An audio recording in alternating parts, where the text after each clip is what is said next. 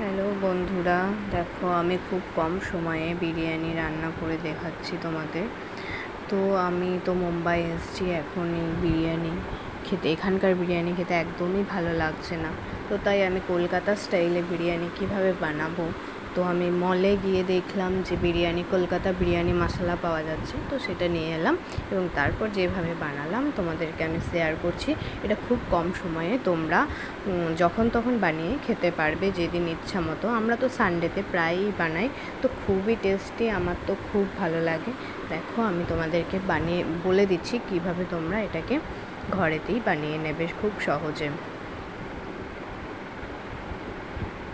দেখে বুঝতেই পারছো বিরিয়ানিটা অসাধারণ হয়েছে, আমার তো খেতে খুব ভালো লাগে। আমি গুড লাইফের বিরিয়ানি বাসমতি রাইস নিয়ে নিয়েছি, এটা অনলাইনেও তোমরা পেয়ে যাবে। ফার্স্ট চালটাকে আমি ধুয়ে নেব, আর এদিকে আমি নিয়ে নিয়েছি লবঙ্গ আর এলাচ। এবার এটা আমি একটা পাত্রে নিয়ে নিলাম, ধুয়ে নেওয়া চালটাকে ধুয়ে পাত্রে দিয়ে দিলাম। তো তারপর আমি গ্যাস জেলে ভাতটা হতে দিচ্ছি। এদিকে আমি 3টে মিডিয়াম সাইজের পেঁয়াজ আর নিয়ে নিয়েছি 2টো মিডিয়াম সাইজের আলু, আর এদিকে আমি চিকেনটাকে ধুয়ে নিয়ে জল ঝরাতে দিয়ে দিয়েছি।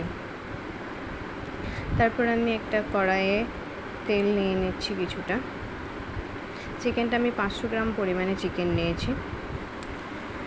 তারপরে তেল গরম হয়ে গেলে আলু কোটাকে আমি ভেজে নিচ্ছি। 2টো মিডিয়াম সাইজের আলু আমি নিয়েছি এবং 4টে পিস করে কেটে নিয়েছি।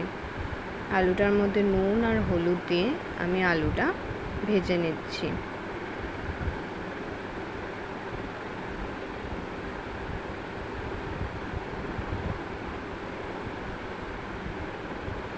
তারপর আমি এই বিরিয়ানি মশলাটা ইউজ করছি, মাদার্স রেসিপি চিকেন বিরিয়ানি মশলা। এটা তোমরা অনলাইনে সার্চ করলেও পাবে। তারপর আবার আমি এবার ওই মশলা দিয়ে আমি চিকেনটাকে একটু ম্যারিনেট করে নেব।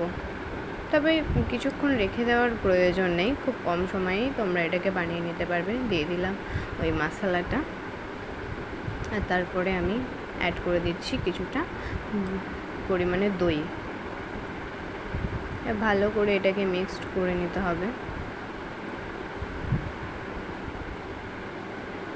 ব্যাস, আমার মিক্সড করা হয়ে গেছে খুব সুন্দরভাবে।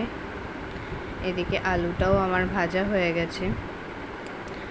আবার ওই তেলেতেই আমি পেঁয়াজ কোটাকেও একটু লাল লাল করে ভেজে নেব, খুব বেশি ভাজবো না যাতে পুড়ে না যায়। দেখো আমি খুব বেশি ভাজিনি। আলু আর পেঁয়াজ আমার ভাজা হয়ে গেছে, তুলে নিয়েছি একটা জায়গায়। তো তারপর আমি কড়াইয়ে সামান্য পরিমাণে একটু তেল ছিল আলু পেঁয়াজ ভাজার পর, তার মধ্যেই আমি ওই ম্যারিনেট করা ওই মশলা মাখানো ওই চিকেনটা আমি দিয়ে দিচ্ছি।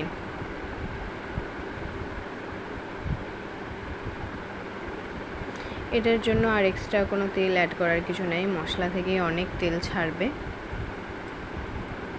আর মশলার পরিমাণটা 500 গ্রাম চিকেনের জন্যই, 500 গ্রাম চিকেনে পুরো মশলাটাই লেগে যাবে।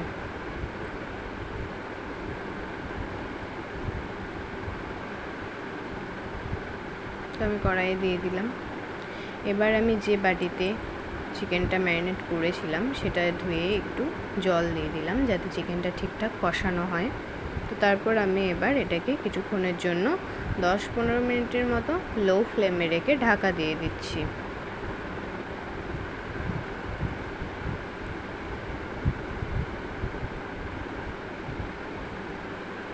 এদিকে আমার ভাতটাও রেডি হয়ে গেছে। দেখো ভাতটা আমার খুব সুন্দর হয়েছে, ভাতটা পুরো ঝুরঝুরে আছে, আবার তারপর আবার খুব সুন্দর সেদ্ধও হয়েছে, খুব ভালো। এতে করে পেটেও লাগবে না, কিছু হবে না।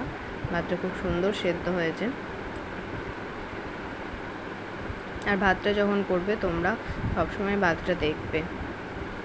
দেখো আমার চিকেন নিয়ে কষাটাও রেডি হয়ে গেছে।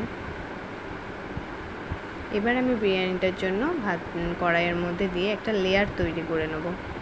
তো ভাত দিয়ে দিলাম, তার মধ্যে পেঁয়াজ আর আলু দিয়ে দিলাম ভেজে রাখা, তারপরে আবার একটু ভাত ছড়িয়ে দিলাম। এরকম স্টেপ বাই স্টেপ তোমরা একটু করে করে একটা করে করে দিয়ে দেবে। চিকেনের গ্রেভিটা দিলাম, চিকেন পিস দিলাম, আবার ভাত ছড়িয়ে দিচ্ছি। এরকমভাবে পুরো একটা লেয়ার তৈরি করে নেবে। দেখো আমি একটা পুরো লেয়ার তৈরি করে নিয়েছি। আমি কড়াইয়ের মধ্যে বসিয়ে দিয়েছি ওভেনটা জ্বালিয়ে। তো এরপর আমি এখানে একটু ঘি অ্যাড করে দিচ্ছি, অল্প পরিমাণে একটু ঘি অ্যাড করে দেবে। তারপর এটাকে 2 থেকে 3 মিনিটের মতো একটু হতে দেবে। ব্যাস আমার বিরিয়ানি